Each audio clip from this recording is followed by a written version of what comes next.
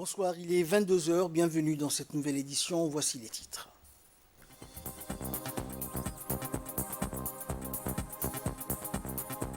Le ministère de la Santé a organisé une réunion d'échange avec les secrétaires généraux sur le plan des contingences multisectorielles en faveur de la nutrition. Et dans l'actualité, donc également au canal de Suez, un pétrolier bloque brièvement le canal. Bonsoir à tous. Depuis la mise en place par la République de Djibouti d'une politique nationale de lutte contre la malnutrition et par la même occasion la mise en service depuis 6 mois du comité multisectoriel sur la nutrition, cette problématique a été une des priorités d'approche donc multisectorielle à tous les niveaux. Les stratégies et politiques en matière de nutrition ont été élaborées pour favoriser les activités multisectorielles et renforcer l'établissement de partenariats dans ce domaine. C'est ainsi que le ministère de la Santé, par le biais de l'OCNA et de la Direction de la Santé de la Mère et de l'Enfant, a organisé donc hier une réunion d'échange avec les secrétaires généraux et les points focaux des ministères techniques partenaires. L'objectif étant donc, qui a regroupé une dizaine de ministères, étant d'échanger avec les hauts responsables de ces structures publiques sur le plan de contingence multisectorielle en faveur de la nutrition. La réunion a été présidée par le secrétaire général du ministère de la Santé en présence de la coordinatrice de l'OCNA et de la directrice de la santé de la mère et de l'enfant.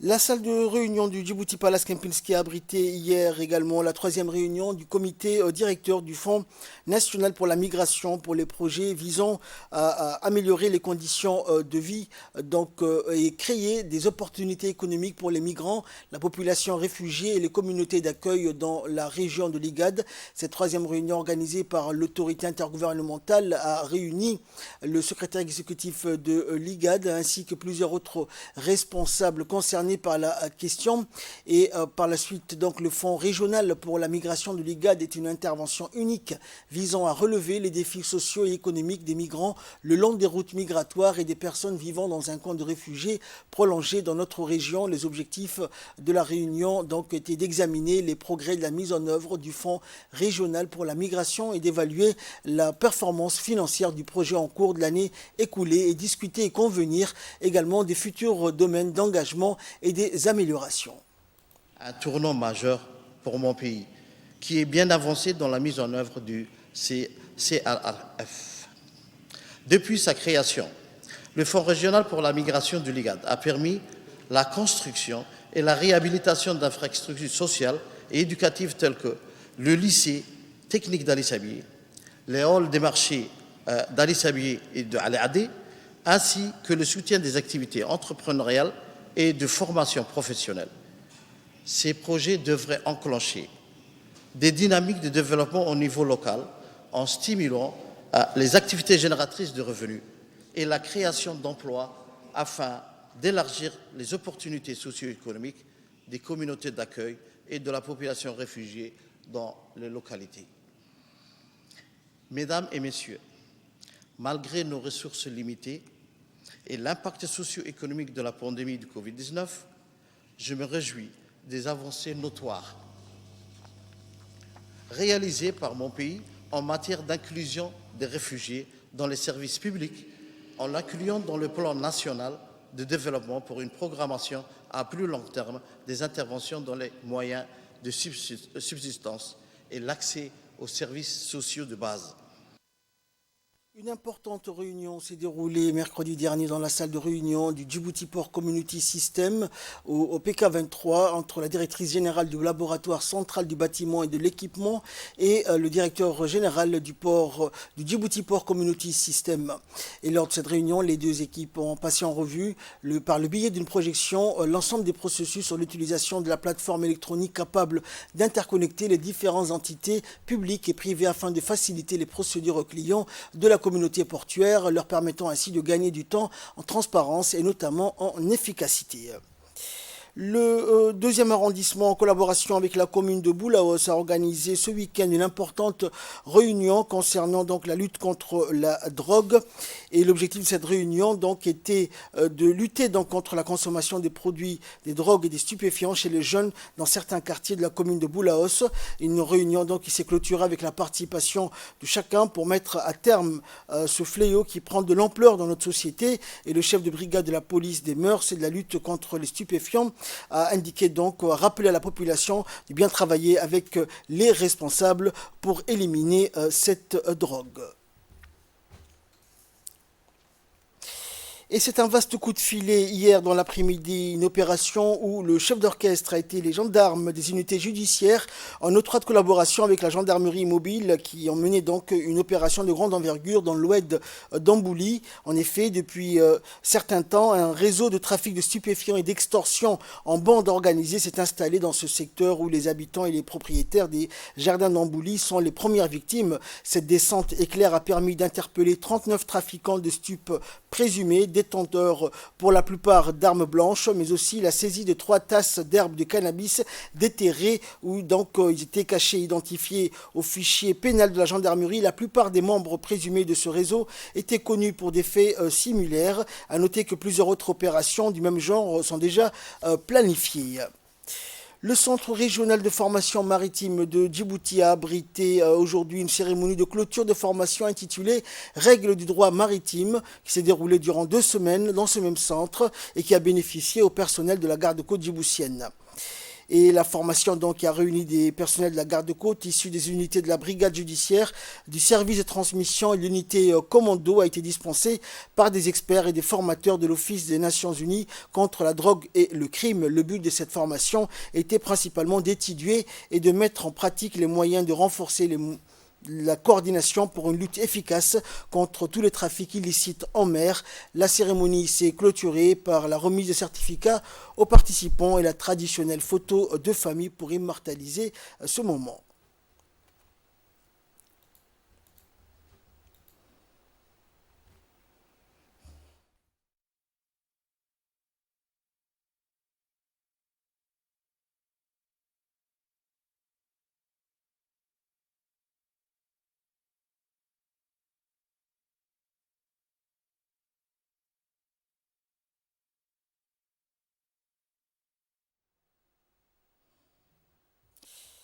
Et en sport, à présent, dans l'après-midi du 31 août dernier, le centre de développement culturel de Tadjoura a abrité les finales des jeux de société traditionnels présidés par le sous-directeur de la région.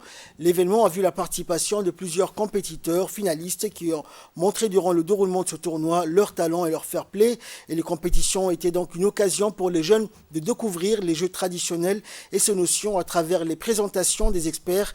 Et après les finales, place aux remises des trophées aux gagnants des différentes disciplines. Les gagnants ont participé donc aux grandes finales interrégions qui se tiendra à Arta. Rappelons que le lancement de ces jeux de société traditionnels a eu lieu à Arta où la ministre de la Jeunesse et de la Culture avait donné le coup d'envoi en présence des autorités des 5 régions.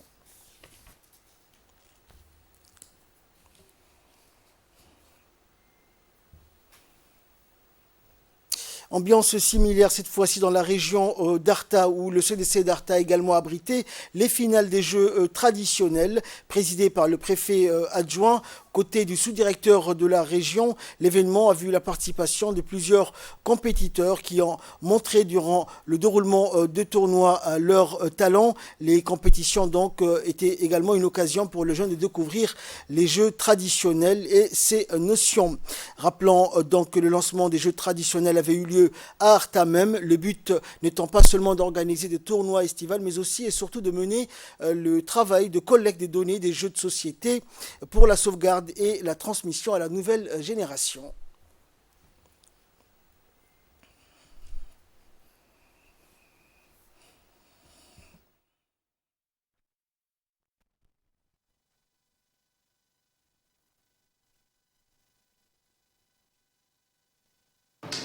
Nous sommes aujourd'hui ici au CDC d'Arta dans le cadre de la clôturation des jeux traditionnels dans la région d'Arta. 3 jeux ont été largement jouer dans les localités.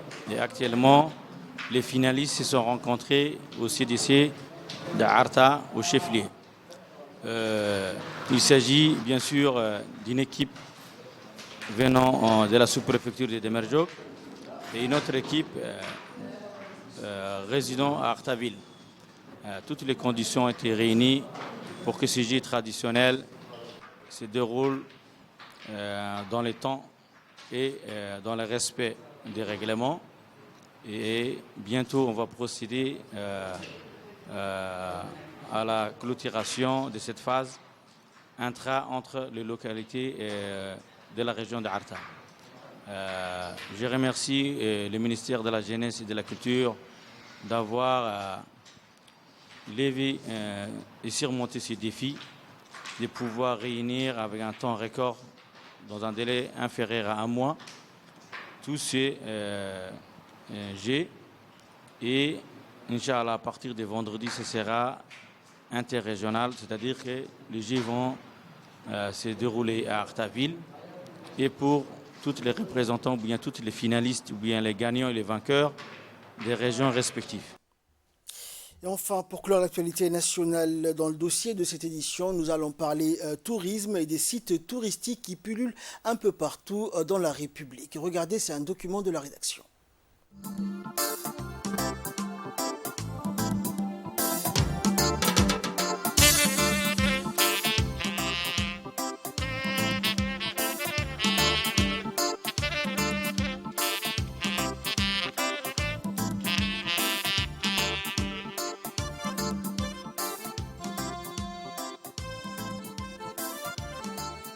Djibouti regorge de sites touristiques. Aujourd'hui, plusieurs lieux ont fait leur apparition. Des endroits idéaux, séjourner révéleraient à tout Djiboutien l'âme de ces contrées insoupçonnées. Passer des week-ends serait également idéal pour être en communion avec la nature. Au nord, le Sable Blanc, Godoria, Rasbir, Ditilou, Bankwale, Randa, Bolle Adailou, plusieurs sites. Aujourd'hui, plusieurs lieux ont fait leur apparition, tels que le Lubatale Resort, Bolli Soubla, idéal pour une escapade.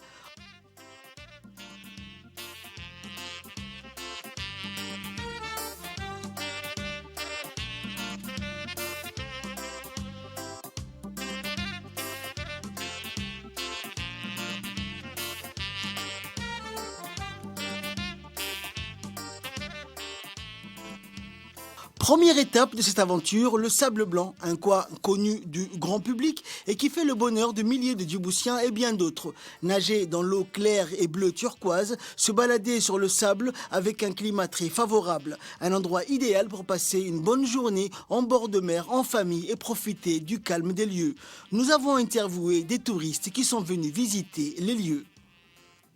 Campement touristique Bolisvlekini, Achir Rahay, Akimango Marineliamate. Le climat est parfait ici, c'est un endroit agréable. Nous invitons les touristes djiboutiens et étrangers à venir séjourner en ces lieux.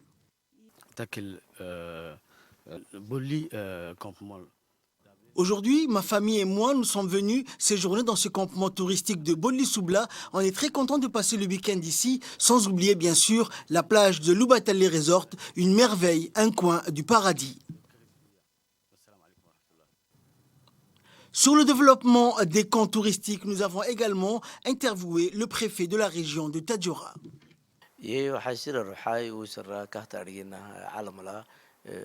COVID-19 biak dalka tibre o kaki kaduna alam usara angugoyi tanimi waxashiri alam angugoyi sidi kudri isi kaduna o adal usara taketan عاصمة التكيتنمي ويسر يعني ركاكيتلي أكيك المرحلة سينامو عاصمة تماتي توادي ركاكيتي كادونا قفانا ماي تو عدنا كدقيت بابني إبراهيم يا ويا وحيصير حدلو يعني معي أروحي كاباسيتي لهتني يعني ويا ما توها مرها تيارك تنتني أو يكادونا كده تلي دقحلي يمكنها فرق رحلي ريزورت قادلي هوتيل قحلي تو هوتيل قحوة كدري نجاي فرق رحلي نجاي كادونا يعني دملي داعي فوري دم تقولوي. Et là, nous passons à l'actualité internationale. C'était dans le titre de cette édition. Un pétrolier a bloqué brièvement le canal de Suez en Égypte.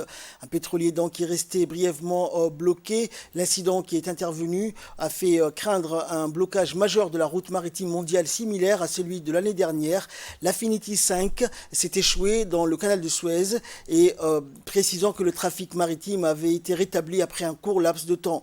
L'incident a été causé par un endommagement technique du gouvernail qui a entraîné une perte de contrôle du navire. L'autorité du canal de Suez a déclaré que le pétrolier de 64 000 tonnes a été renfloué avec succès. C'est la fin de cette édition. Merci de nous avoir suivis. Excellente soirée sur Télé Djibouti.